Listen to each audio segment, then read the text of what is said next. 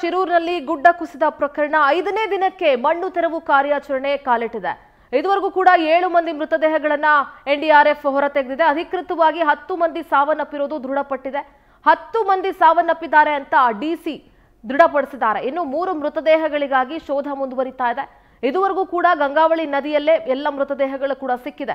ಹೀಗಾಗಿ ಗಂಗಾವಳಿ ನದಿಯಲ್ಲಿ ಮತ್ತಷ್ಟು ಕಾರ್ಯಾಚರಣೆಯನ್ನ ಮಾಡಲಾಗ್ತಾ ಇದೆ.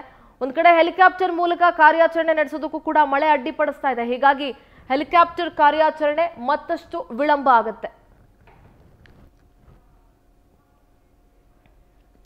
ಈ ಕುರಿತು ನಮ್ಮ ಕಾರವಾರ ಪ್ರತಿನಿಧಿ ಉದಯ್ ಬರ್ಗಿ ಪ್ರತ್ಯಕ್ಷ ವರದಿಯನ್ನು ನೀಡಿದ್ದಾರೆ. ಬನ್ನಿ ನೋಡೋಣ. ಉತ್ತರ ಕನ್ನಡ ಜಿಲ್ಲೆಯ ಅಂಕೋಲಾ ತಾಲೂಕಿನ ಶಿರೂರಿನ ರಾಷ್ಟ್ರೀಯ ಹೆದ್ದಾರಿಯಲ್ಲಿ ಗುಡ್ಡ ಕುಸಿತವಾಗಿ ಇವತ್ತಿಗೆ 5 ದಿನ ತಲುಪಿರುವಂಥದ್ದು. ಈಗಾಗಲೇ ಕಾರ್ಯಾಚರಣೆ ಒಂದು ಕಡೆ ಬರದಿಂದ ಸಾಗ್ತಾ ಇದೆ. ನಾವೀಗ ಏನು ಶಿರೂರಿನ ಗುಡ್ಡ ಏನು ಕುಸಿತವಾಗಿದೆ, ಆ ಗುಡ್ಡ ಕುಸಿತವಾಗಿರ್ತಕ್ಕಂಥ ಮೇಲ್ಭಾಗದಲ್ಲೇ ಇರುವಂಥದ್ದು ಪವರ್ ಟಿವಿ ಈಗ ಏನು ಗ್ರೌಂಡ್ ರಿಪೋರ್ಟನ್ನು ತಮ್ಮ ಮುಂದೆ ಇಡ್ತಾ ಇದೆ. ಗುಡ್ಡ ಕುಸಿತ ಯಾವ ರೀತಿಯಾಗಿದೆ ಅನ್ನುವಂಥದ್ದನ್ನು ಇಷ್ಟು ದಿನ ಏನು ದೂರದಿಂದನೇ ಈ ಒಂದು ಸ್ಥಳವನ್ನು ನೋಡುವಂಥ ಪರಿಸ್ಥಿತಿ ಎದುರಾಗಿತ್ತು. ಆದರೆ ಕಾರ್ಯಾಚರಣೆ ಬಹುತೇಕವಾಗಿ ಮುಗಿಯುವ ಹಂತಕ್ಕೆ ಬಂದಿದೆ. ಹೀಗಾಗಿ ಈ ಒಂದು ಸ್ಥಳಕ್ಕೆ ಇವತ್ತೇ ಬರೋದಕ್ಕೆ ಅವಕಾಶಗಳು ಸಿಕ್ಕಿದೆ. ಹಾಗಾಗಿ ಈ ಸ್ಥಳದಿಂದನೇ ಯಾವ ರೀತಿಯಾಗಿದೆ ಅನ್ನೋದನ್ನು ತಾವು ನಿಮ್ಮ ಮುಂದೆ ತೋರಿಸ್ತಾ ಇದ್ದೀವಿ. ಭಾರೀ ಗಾತ್ರದ ಬಂಡೆ ಕಲ್ಲುಗಳು ಕೂಡ ಇಲ್ಲಿ ಉರುಳಿರುವಂಥದ್ದು. ಅದರ ಜೊತೆಯಲ್ಲಿ ಏನು ಸಾಕಷ್ಟು ಗಿಡ ಮರಗಳು ಮಣ್ಣಿನ ಜೊತೆಯಲ್ಲಿ ನೆಲಕ್ಕೆ ಉಳಿದಿದೆ. ನೋಡ್ಬೋದು ಯಾವ ರೀತಿಯಾಗಿರ್ತಕ್ಕಂಥ ಕಲ್ಲು ಬಂಡೆಗಳು ಮೇಲ್ಭಾಗದಿಂದ ಉರುಳಿ ಕೆಳಗಡೆ ಬಂದಿದೆ.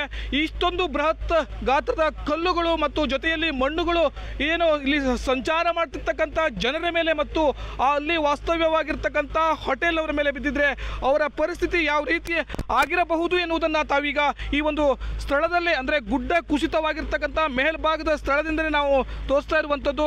ಸಾಕಷ್ಟು ಜರಿ ನೀರುಗಳು ಕೂಡ ಇಲ್ಲಿ ಹರಿತಾ ಇದೆ. ಹೀಗಾಗಿ ಹೆಚ್ಚಿನ ಪ್ರಮಾಣದಲ್ಲಿ ಈ ಭಾಗದಲ್ಲಿ ಗುಡ್ಡ ಕುಸಿತ ಆಗೋದಕ್ಕೆ ಕಾರಣ ಆಗಿದೆ. ಈಗಲೂ ಕೂಡ ಆ ಜರಿ ನೀರು ಇಲ್ಲಿ ಮುಂದುವರೆದಿದೆ. ಇನ್ನೊಂದು ಭಾಗದಲ್ಲಿ ಅಲ್ಲೇ ಪಕ್ಕದಲ್ಲಿ ಈಗಾಗಲೇ ಏನು ಬೆಂಜ್ ಲಾರಿ ಕೂಡ ಕೇರಳ ಮೂಲದ ಬೆಂಜ್ ಲಾರಿ ಕೂಡ ಸಿಕ್ಕಾಕಿದೆ ಎನ್ನುವಂಥದ್ದು ಕೂಡ ಮಾಹಿತಿ ಇರುವಂಥದ್ದು. ಹೀಗಾಗಿ ಈಗಾಗಲೇ ಮೆಟಲ್ ಡಿಟೆಕ್ಟರ್ ಮೂಲಕ ಅದನ್ನು ತಪಾಸಣೆ ಮಾಡಲಾಗ್ತಾ ಇದೆ.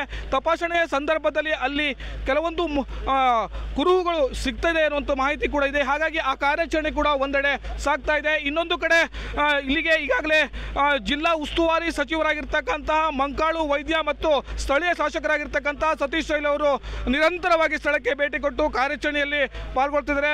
ಎಲ್ಲ ಅಧಿಕಾರಿಗಳಿಗೆ ಸೂಚನೆಯನ್ನು ಕೊಡುವ ಮೂಲಕ ಕಾರ್ಯಾಚರಣೆಯನ್ನು ಚುರುಕುಗೊಳಿಸ್ತಾ ಇದ್ದಾರೆ. ಇವತ್ತು ಕೂಡ ಬೆಳಗ್ಗೆಯಿಂದಲೇ ಕೂಡ ಶಾಸಕರು ಮತ್ತು ಸಚಿವರು ಸ್ಥಳದಲ್ಲಿ ಬೀಡು ಬಿಟ್ಟಿರುವಂಥದ್ದು. ಈಗಾಗಲೇ ಸಾಕಷ್ಟು ರೀತಿಯಲ್ಲಿ ಕಾರ್ಯಾಚರಣೆಗಳು ಕೂಡ ನಡೀತಾ ಇರುವಂಥದ್ದು. ಇನ್ನು ಸುಮಾರು 8 JCBಗಳ ಮೂಲಕ ಒಂದು ಕಡೆ ಕಾರ್ಯಾಚರಣೆ ನಡೀತಾ ಇದ್ದಾರೆ. ಇನ್ನು ಏನು ಗಂಗಾವಳಿ ನದಿಯಲ್ಲಿ ಶವಗಳು ಇರಬಹುದು ಅಂತ ಹೇಳಿ ಅಲ್ಲಿ ಕೂಡ NDRF ಮತ್ತು SDRF ತಂಡಗಳು ಕೂಡ ತನಿಖೆಯನ್ನು ಮುಂದುವರಿಸ್ತಿದೆ. ಒಟ್ಟಾರೆಯಾಗಿ 5ನೇ ದಿನದ ಕಾರ್ಯಾಚರಣೆ ಕೂಡ ಇದೀಗ ನಿರಂತರವಾಗಿ ಮುಂದುವರಿದೆ.